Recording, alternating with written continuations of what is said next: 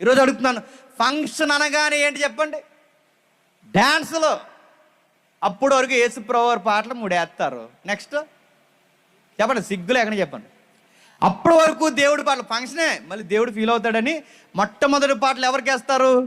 దేవుడికి వేస్తారు. తర్వాత పాటలు జీడిపిక్కలు, బుల్లెట్లు, చెప్పండి ఇంకా ఉన్నాయి కదా దరిద్రం పాటలన్నీ.